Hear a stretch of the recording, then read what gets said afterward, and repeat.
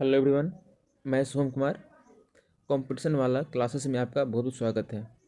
ठीक है, हम लोग का लूसेंट टारगेट सीरीज का 100 डेज का टारगेट लिया गया है, जिसमें कि पूरा बुक को ख़त्म करना है। ठीक है, आज ही हम लोग का 8वां दिन है टेस्ट का, जिसमें कि हम लोग आज मॉडर्न हिस्ट्री से क्वेश्चन रहेगा और फिजिक्स से। ठीक है, फिजिक्स के लाइट चैप्टर से।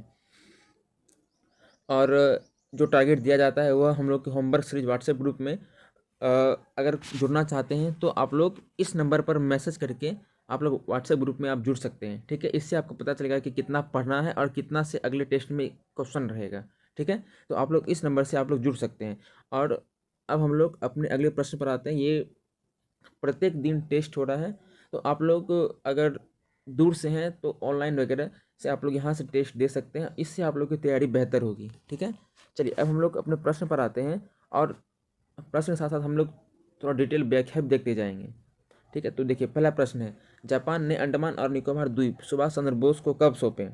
ठीक है, तो देखिए पहला तो सवाल हो गया कि अंडमान और निकोबार द्वीप को सुभाष चंद्र बोस को जो सौंपा गया वह किस देश ने सौंपा। तो पहला तो क्वेश्चन होगा जापान ने। ठीक है, अब पूछ रहा है कि जापान ने अंडमान निकोबार द्वीप को सुभाष चंद्र बोस को कब सौंपा।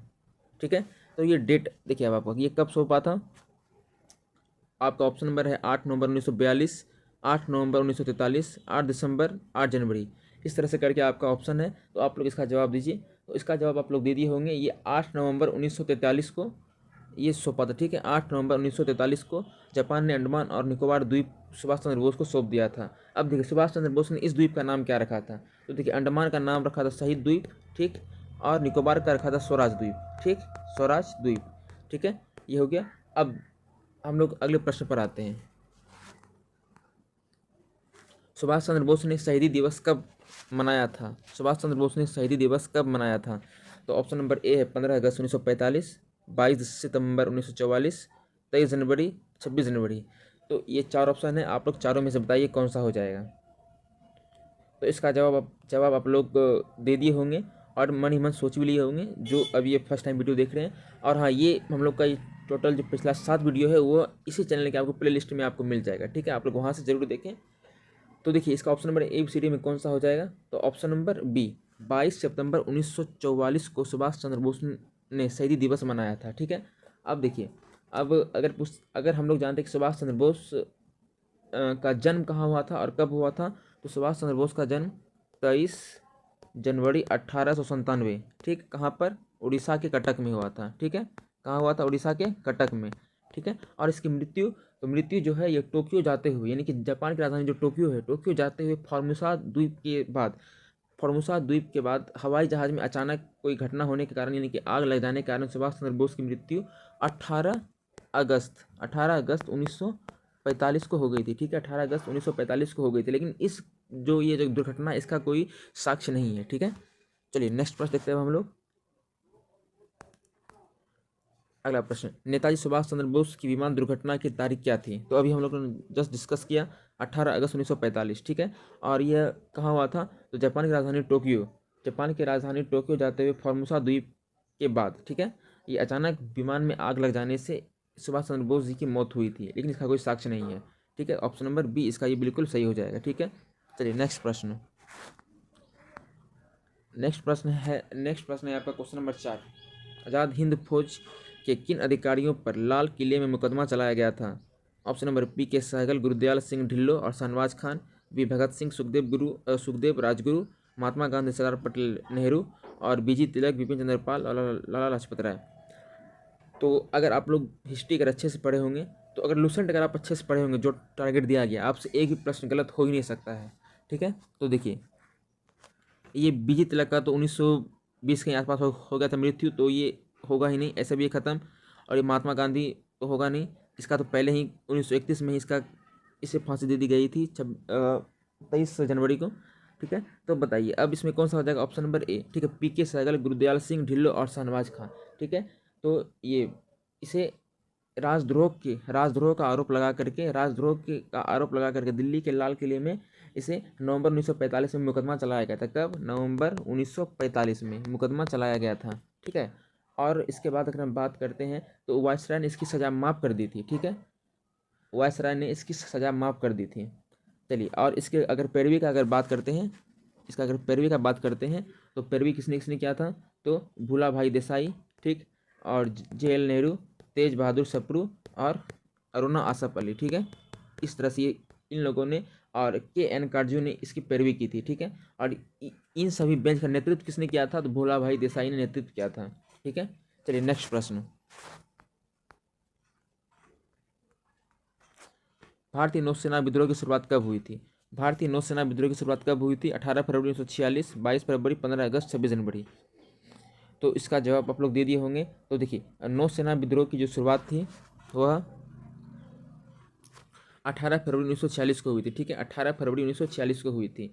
अब देखिए कि नौसेना विद्रोह, और एक नौसेना विद्रोह हुआ था, एक वायुसेना विद्रोह हुआ था। तो देखिए, नौसेना विद्रोह का मुख्य कारण क्या था।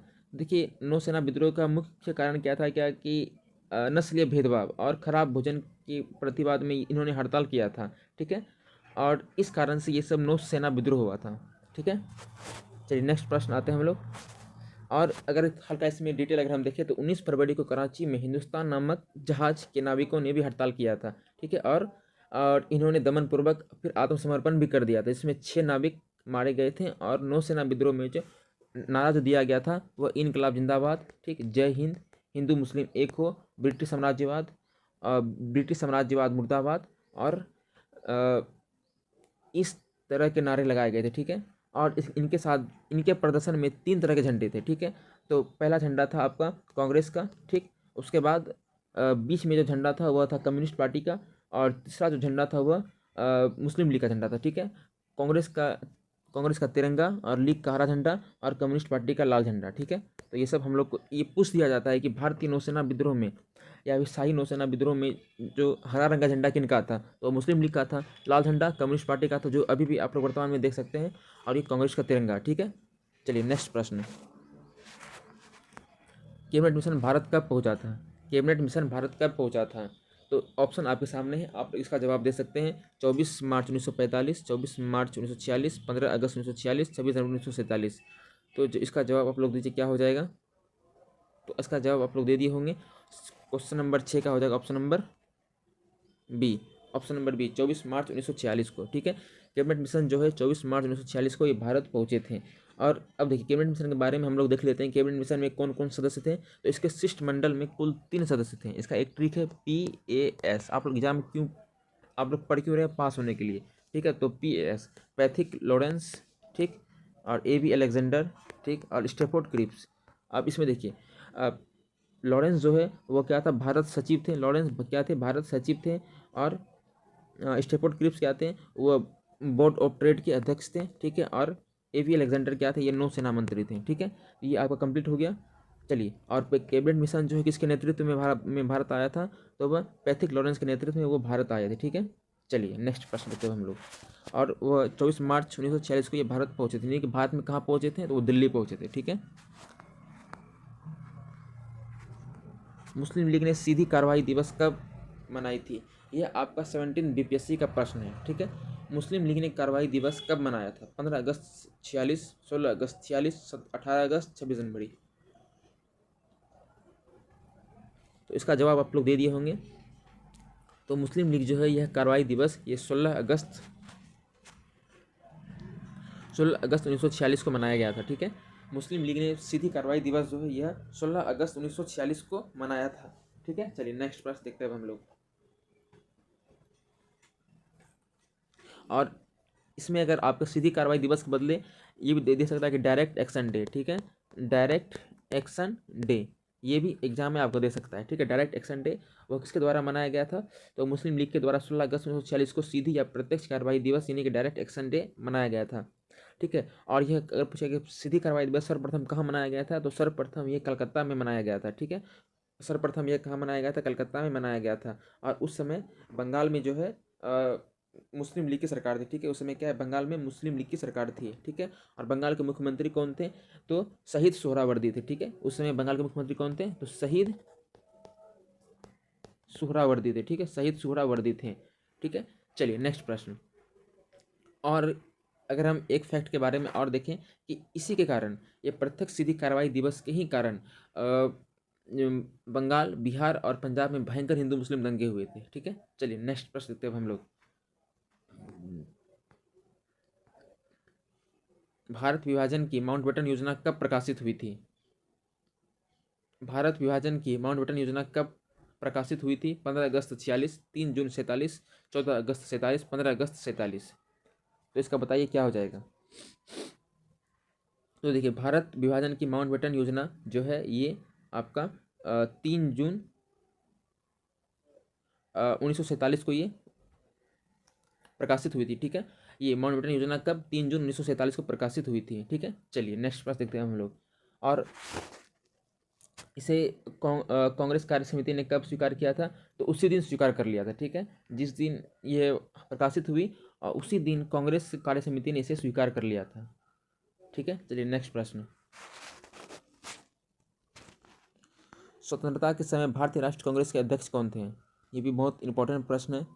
स्वतंत्रता के समय भारतीय राष्ट्रीय कांग्रेस के अध्यक्ष कौन थे? तो इसका जवाब आप लोग दे दिए होंगे क्वेश्चन नंबर 9 का।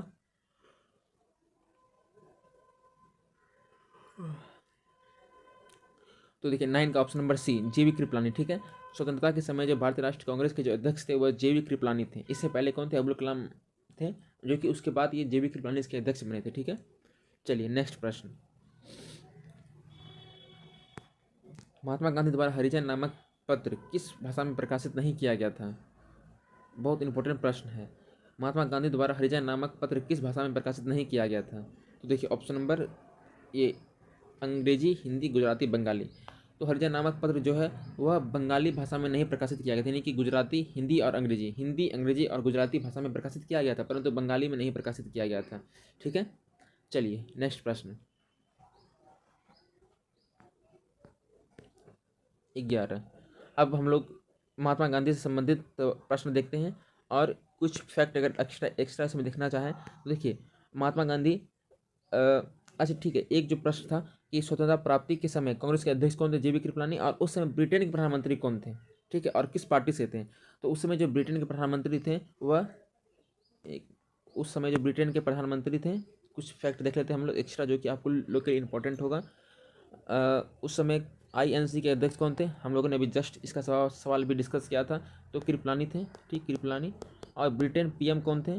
ब्रिटेन पीएम क्लीमेंट एटली थे। क्लीमेंट एटली थे। और किस पार्टी से थे? तो लेबर पार्टी से थे। ठीक, लेबर पार्टी से थे। ठीक है, ये हो गया। और चलिए नेक्स्ट प्रश्न। अब हम लोग कुछ और फैक्ट देखते हैं कि महात्मा गांधी द्वारा जो स्थापित हरिजन सेवक संघ, हम लोग को ये कल के टेस्ट में ये प्रश्न था, हरिजन सेवक संघ के संस्थापक कौन थे? ठीक है, महात्मा गांधी। और इसके अध्यक्ष कौन थे? तो घनश्याम दास बिरला थे। ठीक है, और बांटो और छोड़ो का नारा लीग ने कब दिया था? तो ये कराची अधिवेशन में दिसंबर 1943 में दिया था। ये भी बहुत इंपॉर्टेंट प्रश्न है कि बांटो और छोड़ो का नारा किसने दिया था? तो मुस्लिम लीग ने दिया था। किस अधिवेशन में? तो कराची अधिवेशन में। कब? तो दिसंबर 1943 में दिया था। ठीक है, चलिए नेक्स्ट प्रश्न। और किसने कहा था कि मैं देश के बालू से ही कांग्रेस से भी बड़ा आंदोलन खड़ा कर दूंगा? तो ये महात्मा गांधी के द्वारा ये कहा गया था। ठीक है, और ये कब कहा गया था? तो ये भारत छोड़ो आंदोलन के समय में कहा गया था। ठीक है, और गांधी जी ने हरिजन नामक तीन पत्र का प्रकाशन किया था। अभी हम लोगों ने देखा था कौन कौन सा? हिंदी, अंग्रेजी और गुजराती। ठीक है, गुजराती में कौन सा था? हरिजन बंधु था। ठीक है, देखिए एक ये जो प्रश्न था अभी हम लोग का, तो देखिए अंग्रेजी में कौन सा था? तो अंग्रेजी में था हरिजन। ठीक है, हरिजन। और हिंदी में कौन सा था? तो हिंदी का अगर बात करते हैं तो हिंदी में हरिजन सेवक था। हरिजन सेवक था। गुजराती में कौन सा था? तो गुजराती की बात करते हैं तो हरिजन बंधु था। ठीक है, और बंगाली में तो था ही नहीं। ठीक है, तो अंग्रेजी में हरिजन, हिंदी में हरिजन सेवक और गुजराती में हरिजन बंधु। ठीक है, चलिए अब गांधी से महत्वपूर्ण इधर प्रश्न देखते हैं हम लोग, टोटल 10 प्रश्न। और ये बहुत ही इंपॉर्टेंट प्रश्न है, गांधी जी से संबंधित है। चलिए अब हम लोग का प्रश्न स्टार्ट होता है कि महात्मा गांधी का जन्म कब और कहाँ हुआ था? महात्मा गांधी का जन्म कब और कहाँ हुआ था? तो ये 15 अगस्त 1872 पोरबंदर, 2 अक्टूबर। तो ये तो आप लोग समझ ही गए होंगे, 2 अक्टूबर को गांधी जयंती मनाते हैं। तो ये 1869 पोरबंदर में। ठीक है, तो ये 2 अक्टूबर 1869 पोरबंदर की गुजरात के पोरबंदर में महात्मा गांधी जी का जन्म हुआ था। ठीक है, 2 अक्टूबर। ऑप्शन नंबर बी आपका कल बिल्कुल करेक्ट हो जाएगा। अब देखते हैं महात्मा गांधी के बारे में कुछ फैक्ट देख लेते हैं। देखिए, अब हम लोग कुछ फैक्ट देखते हैं इस जगह। महात्मा गांधी का वास्तविक नाम क्या था?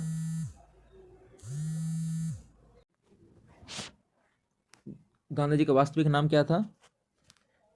वास्तविक नाम मोहनदास करमचंद गांधी। ठीक। अब माता का नाम पुतलीबाई, पिता का नाम करमचंद गांधी, पत्नी का नाम कस्तूरबा गांधी। और इसका जन्म कब हुआ? 1869 में। विवाह कब हुआ? 1883 में। ठीक है, 1883 में इसका विवाह हुआ।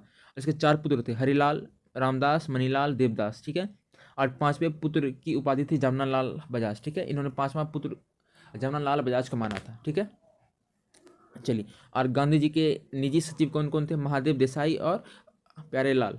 चलिए ठीक, अब नेक्स्ट प्रश्न देखते हैं हम लोग। गांधी जी ने इंग्लैंड जाकर किस विषय की पढ़ाई की थी?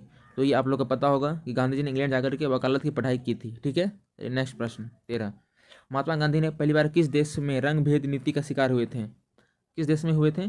तो ये सभी को पता होगा, भारत, दक्षिण अफ्रीका, इंग्लैंड, अमेरिका। तो बताइए कौन सा हो जाएगा? तो गांधी जी ने पहली बार जो है वह दक्षिण अफ्रीका में रंग भेद की नीति के शिकार हुए थे। ठीक है, पहली बार किसमें? तो दक्षिण अफ्रीका में रंग भेद की नीति के शिकार हुए थे। ऑप्शन नंबर बी बिल्कुल सही है।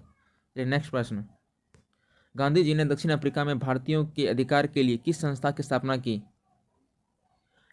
दक्षिण अफ्रीका में भारतीयों के अधिकार के लिए किस संस्था की स्थापना की? Indian national Congress, Natal Indian Congress, Swaraj दल, सत्याग्रह सभा। तो बताइए कौन सा हो जाएगा ऑप्शन नंबर ABCD में? तो देखिए, गांधी ने दक्षिण अफ्रीका में जो है वह नटाल इंडियन कांग्रेस की स्थापना की थी। ठीक है, नटाल इंडियन कांग्रेस की स्थापना की थी। ऑप्शन नंबर बी ये आपका बिल्कुल सही हो जाएगा। ठीक है, अब देखिए, अब हम लोग कुछ फैक्ट देखते हैं। इंडियन नेशनल कांग्रेस स्थापना 28 दिसंबर 1885। पहले अध्यक्ष तो WC बनर्जी, संस्थापक तो AO ह्यूम। ठीक है, और प्रथम पारसी अध्यक्ष दादा भाई नौरोजी, प्रथम मुस्लिम अध्यक्ष बदरुद्दीन तैयब, प्रथम ब्रिटिश अध्यक्ष जॉर्ज यूले। ठीक है, और इसका पूर्व नाम क्या था? भारतीय राष्ट्र संघ, यानी कि इंडियन नेशनल यूनियन इसका नाम था, पूर्व नाम। ठीक है, चलिए नेक्स्ट आप देखिए, स्वराज दल यानी स्वराज पार्टी। स्वराज पार्टी के बारे में अगर हम देखते हैं, स्वराज पार्टी का स्थापना 1923 में चित्तरंजन दास और मोतीलाल नेहरू के सहयोग से हुआ था। ठीक है, चलिए नेक्स्ट प्रश्न देखते हैं हम लोग। गांधी जी द्वारा प्रकाशित साप्ताहिक पत्र इंडियन ओपिनियन का प्रकाशन कब शुरू हुआ था? कब शुरू हुआ था इंडियन ओपिनियन का? 15 का बताइए कौन सा हो जाएगा? 15 का ऑप्शन नंबर 1894, 3, 10, 20। तो गांधी जी द्वारा साप्ताहिक पत्रिका जो थी इंडियन ओपिनियन, यह 1903 में। ठीक है, यह 1903 में इसका प्रकाशन किया गया था। ठीक है, 1903 में। चलिए नेक्स्ट प्रश्न। गांधी जी ने भारत लौटने के बाद पहला सफल आंदोलन कहाँ चलाया था? पहला सफल आंदोलन कहाँ चलाया था? तो ये आप लोग को इसी दोनों में से इसका जवाब है, तो आप लोग को पता होगा। तो ये चंपारण आंदोलन। ठीक है, चंपारण आंदोलन, ये कल के टेस्ट में ये चंपारण सत्याग्रह से पूरा डिटेल क्वेश्चन था। ठीक है, तो आप लोग वो वीडियो जरूर देखें, वो आपको प्ले लिस्ट में मिल जाएगा, लुसेंट टारगेट सीरीज 7 का वीडियो। ठीक है, ये नेक्स्ट प्रश्न 17।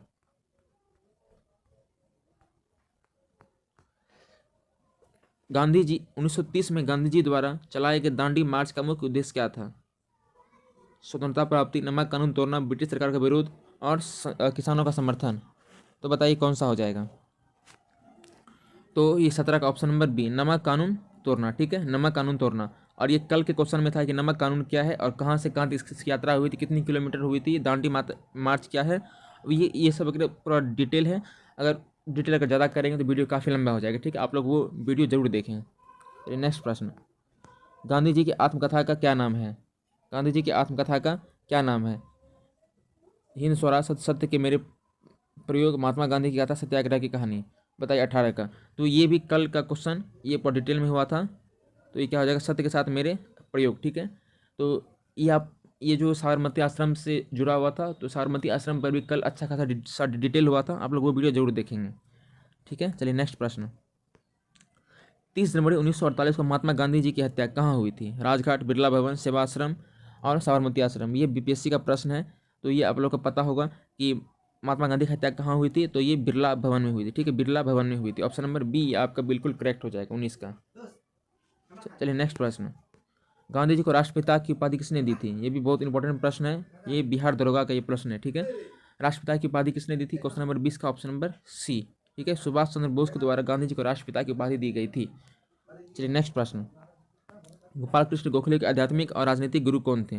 गोपाल कृष्ण गोखले के आध्यात्मिक और राजनीतिक गुरु कौन थे?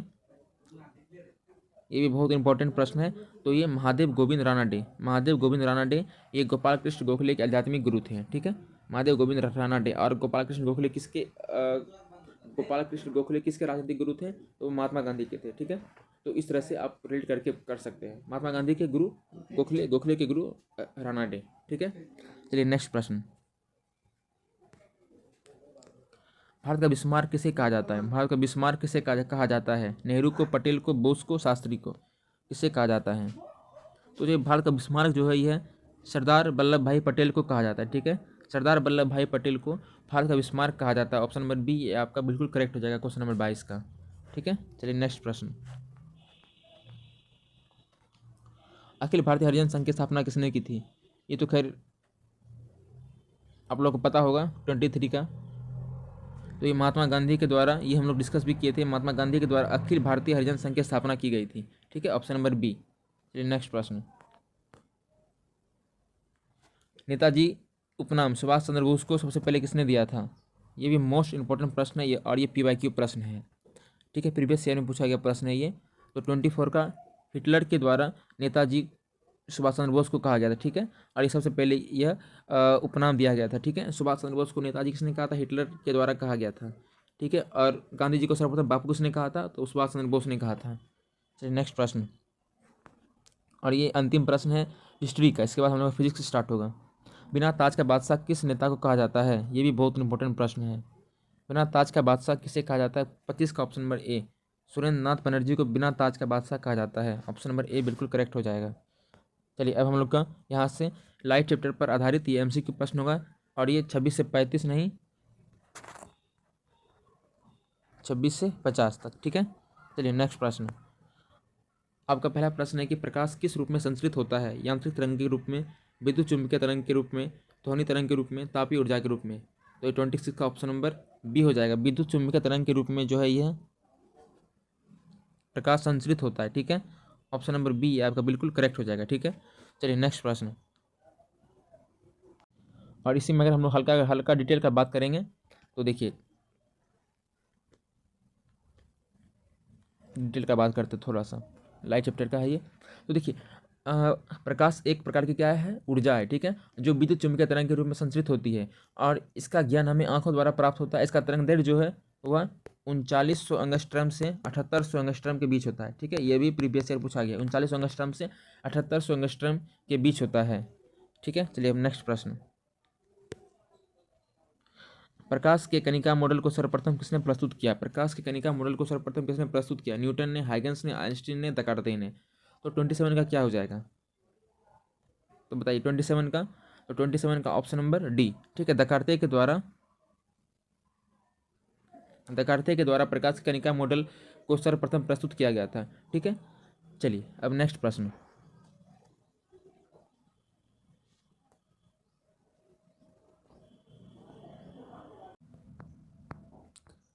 हाइगेंस ने प्रकाश के किस सिद्धांत को प्रस्तुत किया था? हाइगेंस ने प्रकाश के किस सिद्धांत को प्रस्तुत किया था? प्रकाश विद्युत प्रभाव, तरंग सिद्धांत, फोटोन सिद्धांत, परावर्तन सिद्धांत। तो बताइए क्या हो जाएगा 28 का? देखिए 28 का हो जाएगा आपका ऑप्शन नंबर ABCD में बताइए कौन सा हो जाएगा। तो ऑप्शन नंबर बी, तरंग सिद्धांत, ठीक है।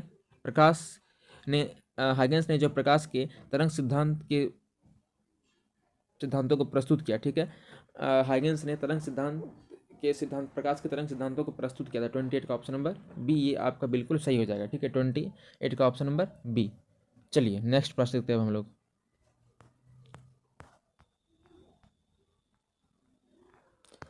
टॉमस यंग का प्रसिद्ध व्यतिकरण प्रयोग किस वर्ष किया गया था?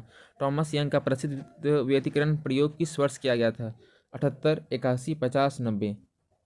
तो बताइए कौन सा हो जाएगा ऑप्शन नंबर? देखिए इसका 29 का ऑप्शन नंबर क्या हो जाएगा? ऑप्शन नंबर बी, 1801, ठीक है। ईस्वी से प्रश्न बहुत कम होता है, एक आध क्वेश्चन इसमें है, ठीक है। चलिए नेक्स्ट प्रश्न। और अगर पूछे कि प्रकाश का अपवर्तन, परावर्तन या प्रकाश का सीधी रेखा में गमन करना या विवर्तन या व्यतिकरण या प्रकाश का ध्रुवण, यह किसका एग्जाम्पल है या यह किसका व्याख्या करता है? तो प्रकाश के विद्युत चुम्बकीय त्वरण का ये व्याख्या करता है, ठीक है। ये प्रकाश के विद्युत चुम्बकीय त्वरण की ये व्याख्या करती है, ठीक है। चलिए नेक्स्ट प्रश्न। और विद्युत चुम्बकीय तरंग कैसी होती है? वो अनुप्रस्थ होती है। अतः प्रकाश की अनुप्रस्थ तरंग, अतः प्रकाश भी क्या अनुप्रस्थ तरंग है। चलिए नेक्स्ट प्रश्न। निर्वात में, ये तो हल्का मिसिंग है। निर्वात में प्रकाश का वेग कितना होता है? निर्वात में प्रकाश का वेग कितना होता है? तो ये सिर्फ ये कुछ डिजिट छूट गया है। निर्वात में जो है वह प्रकाश का वेग क्या है? 3 गुना 10⁻8 मीटर प्रति सेकंड, ठीक है। 10⁻8 मीटर प्रति सेकंड, ठीक है। और अगर पूछेगा क्या कि कांच में प्रकाश की चाल, तो वह 2 गुना 10⁻8, ठीक है।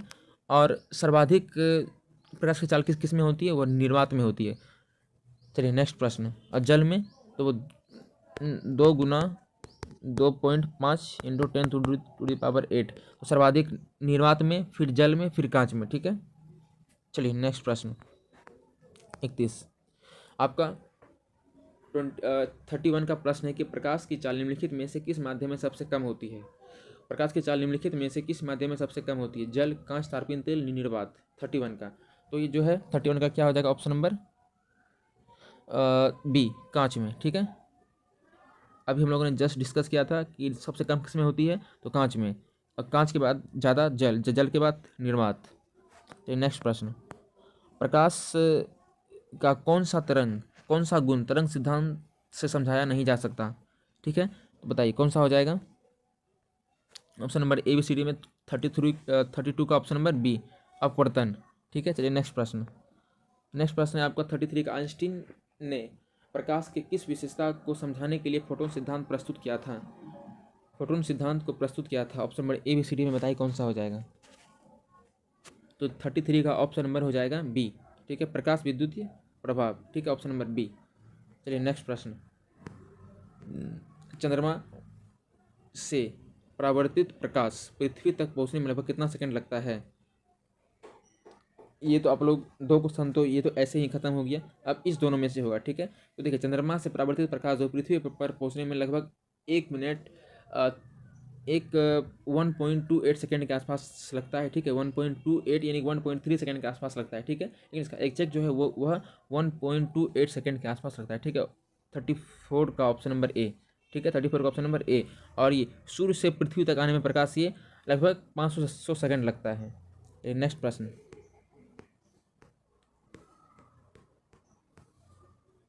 वायु में प्रकाश की चाल किस कारक पर निर्भर नहीं करती है?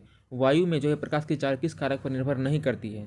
दाब, तापमान, घनत्व, अपवर्तनांक। तो बताइए क्या हो जाएगा 35 का? तो 35 का ऑप्शन नंबर डी, अपवर्तनांक, ठीक है, अपवर्तनांक। नेक्स्ट प्रश्न। निम्नलिखित में से कौन सा पदार्थ प्रकाश का सबसे अच्छा परावर्तक है? 36 का। तो 36 का हो जाएगा आपका ए बी से तांबा, लोहा, चांदी। एल्यूमिनियम में क्या हो जाएगा? 36 का सी, चांदी, ठीक है। नेक्स्ट प्रश्न। प्रकाश के विवर्तन की घटना किस वैज्ञानिक ने खोजी थी? प्रकाश के विवर्तन की घटना किस वैज्ञानिक ने खोजी थी? Newton, Huygens, फ्रेनहोफर, Faraday. 37 का ये ऑप्शन नंबर सी, फ्रेनहोफर के द्वारा, ठीक है। नेक्स्ट प्रश्न। प्रकाश का परावर्तन किन कारणों से होता है? बताइए। Option number A B C D का ऑप्शन आपके सामने है, इसका जवाब आप लोग दीजिए। तो इसका जवाब आप लोग दे दिए होंगे। अगर नहीं दिए वीडियो रोक करके इसका पहले ऑप्शन का आप लोग जवाब दीजिए, ठीक है। तो क्या हो जाएगा 38 का ऑप्शन नंबर बी, माध्यम के अत्यंत सूक्ष्म कणों द्वारा, ठीक है। माध्यम के अत्यंत सूक्ष्म कणों द्वारा, ऑप्शन नंबर बी कल बिल्कुल करेक्ट हो जाएगा 38 का। चलिए नेक्स्ट प्रश्न है। नीले आकाश का कारण क्या है? नीले आकाश का क्या कारण है? वायुमंडलीय धूल, जलवाष्प, प्रकाश का प्रकीर्णन, ओजोन परत। 39 का क्या हो जाएगा? ऑप्शन नंबर सी, प्रकाश का प्रकीर्णन, ठीक है, प्रकाश का प्रकीर्णन, ऑप्शन नंबर सी। नेक्स्ट प्रश्न 40। जब सूर्यास्त के समय सूर्य लाल दिखता है तो इसका क्या कारण होता है? प्रकाश का अपवर्तन, विवर्तन, प्रकीर्णन, परावर्तन। तो 40 का क्या हो जाएगा? ऑप्शन नंबर सी, प्रकाश का प्रकीर्णन, ठीक है, प्रकाश का प्रकीर्णन। नेक्स्ट प्रश्न। रमन प्रभाव की खोज किस वर्ष की गई थी? रमन प्रभाव की खोज किस वर्ष की गई थी? 20, 25, 28, 30। तो रमन प्रभाव की जो खोज है 41 का ऑप्शन नंबर सी, ये 1928 में की गई थी। ठीक है, रमन प्रभाव की खोज 1928 में की गई थी। नेक्स्ट प्रश्न 42, प्रकाश के प्रवर्तन का कौन सा नियम सही है? इसमें आप लोग को कुछ समय दिया जाता है, आप लोग इस सवाल को सॉल्व कीजिए।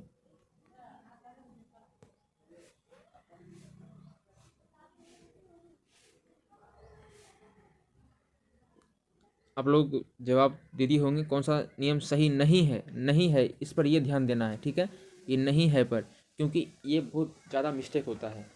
तो वीडियो आप लोग इसे रोक करके इसे थोड़ा अच्छे से इसे सॉल्व कीजिए, ठीक है।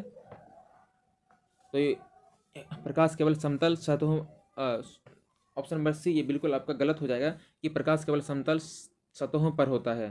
सॉरी, मतलब परावर्तन, रिफ्लेक्शन केवल समतल सतह पर होती है, बिल्कुल गलत है। ठीक है, वो परावर्तन जो है लगभग में सभी सतह पर होता है, समतल ही नहीं। ठीक है, ये ऑप्शन नंबर सी ये आपका बिल्कुल करेक्ट हो जाएगा। ठीक है, चलिए नेक्स्ट प्रश्न, यानी कि सी ऑप्शन सही नहीं है। कौन सा उपकरण समतल दर्पण के सिद्धांतों पर काम करता है? कौन सा उपकरण समतल दर्पण के सिद्धांतों पर काम करता है? सूक्ष्मदर्शी, पेरिस्कोप, दूरदर्शी, कैमरा। तो 43 का क्या हो जाएगा? तो 43 का ऑप्शन नंबर बी, ठीक है, पेरिस्कोप, बी बिल्कुल आपका सही हो जाएगा। नेक्स्ट प्रश्न, उत्तल दर्पण का उपयोग कहाँ किया जाता है? सोलर कुकर में, हेडलाइट में, गाड़ियों के साइड मिरर में और परावर्तक दूरबीन में। ये भी आप लोग को पता होगा। तो क्या हो जाएगा 44 का ऑप्शन नंबर सी, गाड़ी के साइड मिरर में उत्तल दर्पण का उपयोग किया जाता है, जबकि हेडलाइट में अवतल दर्पण का उपयोग किया जाता है, और रोड लाइट, स्ट्रीट लैंप पे उत्तल दर्पण का उपयोग किया जाता है। ठीक है, क्योंकि यह लाइट फैलाने में होता है। ठीक है, चलिए नेक्स्ट प्रश्न, यदि दो समतल दर्पण 90 डिग्री कोण पर रखे जाएं तो प्रतिबिंबक संख्या कितनी होगी? यदि दो समतल दर्पण 90 डिग्री कोण पर रखी जाए तो प्रतिबिंबक संख्या कितनी होगी? ये बहुत इंपॉर्टेंट है प्रश्न। 45 का ऑप्शन नंबर सी, 3। ठीक है, ऑप्शन नंबर सी 3 हो जाएगा। ठीक है, चलिए नेक्स्ट प्रश्न, उत्तल दर्पण द्वारा बनने वाला प्रतिबिंब कैसा होगा? ये प्रश्न, ये इस तरह का प्रश्न आप लोग बहुत बार पढ़े होंगे, लेकिन हर बार गलती ही होता है। ठीक है, तो इसे अच्छे से इसे सॉल्व करना है। ठीक है, तो 46 का क्या हो जाएगा? Option number C. ठीक है, आभासी, सीधा और छोटा। ठीक है, ये नेक्स्ट प्रश्न, उत्तल दर्पण का उपयोग किसमें किया जाता है? तो बताइए क्या हो जाएगा?